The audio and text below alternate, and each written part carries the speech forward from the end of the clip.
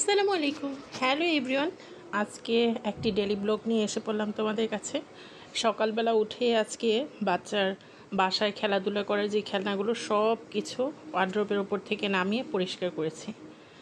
এত কারেন্ট চলে যায় কি বলবো।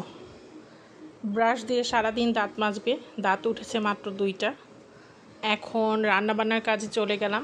আজকে পোলাও রান্না করব আর মুরগির কুরমা রান্না করব সাদা করে।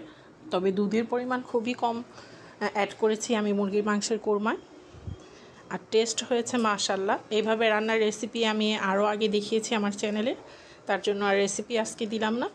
আজকে খুব ঝটপট রান্না করতে ইচ্ছে করেছে, মাঝে মাঝে কিন্তু অনেক পদ রান্না করতে ইচ্ছে করে না। আমি মাংসটা হয়ে এসেছে পুরো ভালোভাবে কষিয়ে নিয়েছি, আর এখানে পোলাও হয়ে গিয়েছে, সালাদ করেছি। আমি ডায়েট শুরু করেছি, তার মধ্যে পোলাও পড়ে। দারুণ না আমার ডায়েটগুলি?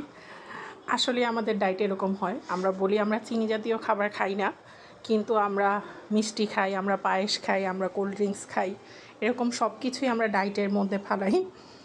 এই তো আমার রান্নাবান্না একদম কমপ্লিট। এখন আমি আমার খাবার নিয়ে নিচ্ছি, আমি এখন খাবার খাবো। ঠিক টাইমে খাবার না খেলে কাজকর্ম করার পরে আমার কেন জানি অনেক ক্লান্ত বোধ হয়, বুঝতে পারি না সবার হয় কি না জানি না। তোমাদের সবার কি এই খাবার দাবার ঠিক টাইমে না খেলে ক্লান্ত বোধ হয়? আমার একটু দেরি করে খেলে একদম হাত পা কাঁপতে থাকে। অল্প খাবার খেলেও একদম ঠিক টাইমে খেতে হবে আমার এরকম। আর বেবি এসে আমার দেখা দেখি কথা বলছে, দেখো সবাইকে বাই বাই দিচ্ছে ব্যাগ নিয়ে। কাজ করছিল বুয়া, তার মাঝখান দিয়ে এসে সে খাটে উঠে বাই বাই।